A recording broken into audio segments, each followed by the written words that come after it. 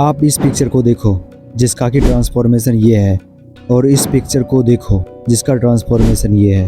Finally इस picture को भी देखो जिसका ट्रांसफॉर्मेशन ये है। पता है, ये सारे पिक्चर में कोई खास अंतर नहीं है, बल्कि ये सारे पिक्चर सेम है एफर्ट के पर्सपेक्टिव से। माइंड लेवल पर जितना भी एफर्ट इस पिक्चर के लिए लगा होगा, उतना ही इसमें और उतना ही इस पिक्चर में लगा होगा। और अगर हम इस चीज को अपोजिट करके देखें तो माइंड के लेवल पर जो एफर्ट लगा है वो सेम ही है। चलो इस चीज को और इजी बनाते हैं। मान लो आप और आपका दोस्त एक रियलिस्टिक गोल सेट करता है, और वो गोल है फाइनेंशियल इंडिपेंडेंट होने का।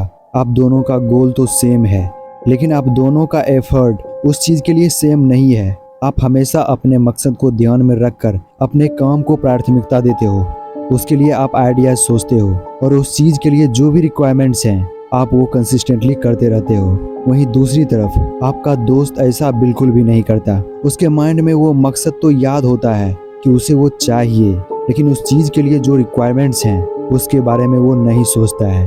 और शायद अगर आप ऐसा सोचते हैं तो आप गलत हैं। आप खुद को अपने गोल के हिसाब से इसलिए ढाल पाए हो क्योंकि आपको वो सीक्रेट पता है जो कि आपके दोस्त को नहीं पता है, और वो सीक्रेट है हैबिट बिल्डिंग की। आपको पता है कि फाइनेंशियल इंडिपेंडेंट होने के लिए आपको अपने अंदर कौन सी हैबिट को बिल्ड करना है और कैसे करना है, जो कि आपके दोस्त को ये चीज नहीं पता है। इसीलिए आप फाइनेंशियल इंडिपेंडेंट हो जाते हो और आपका दोस्त स्ट्रगल में ही फंसे रहता है। तो अब मेन क्वेश्चन ये है कि क्या हैबिट बिल्डिंग करने का कोई सीक्रेट होता है, कोई साइंस होता है? तो इसका जवाब है हाँ, क्योंकि अभी आपके अंदर जो हैबिट्स है, अच्छा या बुरा, कहीं ना कहीं इसी प्रोसेस के जरिए आपके अंदर वो चीज बिल्ड हुई है। तो इस वीडियो में हम इसी प्रोसेस को रिवील करने वाला हूँ, जिससे आप उस प्रोसेस के जरिए किसी भी हैबिट को बिल्ड कर सकते हो। इसमें मैंने लॉजिक और साइंस का रिसर्च एंड एनालिसिस करके एक ऐसा इजी प्रोसेस बनाया हूँ जिससे आप किसी भी हैबिट को आसानी से बिल्ड कर सकते हो। आप पहले इस चीज़ को समझने की कोशिश करो कि कोई भी हैबिट बायोलॉजिकली या यूँ कहें कि आपके माइंड में वो किस तरह से बिल्ड होता है। ये थोड़ा टेक्निकल हो सकता है, लेकिन जितना इजी हो सके मैं उसे उतना इजी करने की कोशिश करूँगा। आपके सामने जो इमेज दिख रहा है वो ह्यूमन ब्रेन का एक स्ट्रक्चर है। उसके अंदर जो लाइट्स जैसा दिख रहा है वो है रिवॉर्ड सिस्टम, जहाँ से डोपामाइन रिलीज होता है।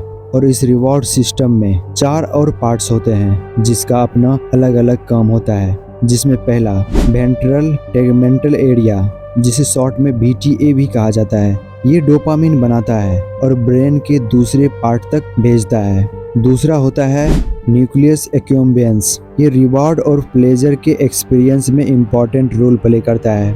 तीसरा है प्रीफ्रंटल कॉर्टेक्स, ये डिसीजन मेकिंग और इम्पल्सिव कंट्रोल के लिए जरूरी होता है। चौथा एमिडाला, ये इमोशन के प्रोसेस में हेल्प करता है।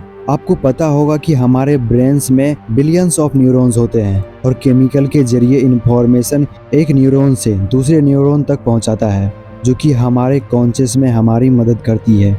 हमारे ब्रेन से जो डोपामाइन निकलती है वही हमें किसी भी काम को करने के लिए मोटिवेट करता है, और वो बार बार करने के लिए मोटिवेट करता है। इस डोपामिन की बुरी बात यह है कि ये शॉर्ट टर्म प्लेजरेबल चीज़ों पर ध्यान देता है, और यही कारण है कि लोगों के अंदर अच्छे आदत के कंपैरिजन में बुरी आदत ज़्यादा होती है, क्योंकि बुरी आदत हमें शॉर्ट टर्म में प्लेजर देता है, जो कि बार बार हमारे डोपामिन को हिट करता है। डोपामिन का एक ही फंडा होता है, जो चीज़ हमें जितना जल्दी रिलीज करेगा हम उसी चीज़ पे फोकस करेंगे। डोपामिन को इस चीज़ से कोई मतलब नहीं होता कि जो आप कर रहे हैं वो अच्छा है या बुरा है, और वो चीज़ आपके लाइफ को डर्टी बना सकता है, उसको इस चीज़ से कोई मतलब नहीं होता। तो अब सवाल है, क्या डोपामिन को मनमानी करने देना चाहिए, अपनी लाइफ को डर्टी बनाने देना चाहिए? इसका जवाब है नहीं। अब हमें डोपामिन के बारे में अच्छे से पता चल गया है और इसकी कमजोरी के बारे में भी पता चल गया है, इसीलिए इसे मैनेज करना हमारे लिए आसान होगा। अब हम इसे अच्छे आदत को बिल्ड करने के लिए इसका इस्तेमाल कर पाएंगे। किसी भी चीज़ को अचीव करने के लिए जो रिक्वायरमेंट होती है वो आदत की ही होती है। अब यूँ मान ले कि आपके हैबिट आपके सक्सेस के ट्री का ट्रंक है, यानी तना। कोई भी ट्री इसके बिना अपनी ब्रांचेज नहीं बना सकता और इस ट्रंक के नीचे 2 रूट्स ट्रंक होते हैं, बिहेवियर्स और प्लेजर्स। बिहेवियर के 3 रूट्स ब्रांच होते हैं, अटेंशन, रिएक्शन और एक्शन। और प्लेजर का रूट होता है ओनली रिवॉर्ड। और यही रूट्स ब्रांच किसी भी हैबिट को बनाने में आपकी मदद करती है, attention, reaction, action and reward. आइए हम इस एग्जाम्पल के साथ आपको समझाने की कोशिश करता हूँ। इसके लिए आज की सबसे बुरी आदत मोबाइल एडिक्शन को लेते हैं। जब आपके मोबाइल में कोई नोटिफिकेशन आती है तो वो अटेंशन का काम करता है, और वो नोटिफिकेशन आने के बाद आपके ब्रेन में थॉट्स चलते हैं, जैसे किस चीज़ का नोटिफिकेशन होगा, उसमें क्या होगा। इस तरह के थॉट्स आपके माइंड में आने लगते हैं, वो आपका रिएक्शन होता है। और जब आप मोबाइल उठाकर उस एप्लीकेशन को ओपन करते हो तो वो आपका एक्शन होता है। जब उस चीज़ को पढ़ते हो या देखते हो तो आपको वो रिवॉर्ड मिलता है, और रिवॉर्ड कुछ भी हो सकती है, अच्छा या बुरा, कुछ भी। और ये प्रोसेस चलते रहता है, जिसे आप सिंपल वर्ड में हैबिट बोलते हो। ये तो नेगेटिव हैबिट का एग्जाम्पल है, जो कि आपके अंदर ऑटोमेटिकली भी बन सकती है। अब आप इससे समझिए, जिससे आप पॉजिटिव हैबिट अपने अंदर बिल्ड कर सकते हैं। मान लो कि बुक रीडिंग का हैबिट आपके अंदर बिल्ड करना है, तो उसके लिए बुक को अपने नज़रों के सामने रखो, जहां आप उसे आसानी से देख सकते हो। उसके लिए उसे आप टेबल पर रखो या अपने बेड पे ही रखो।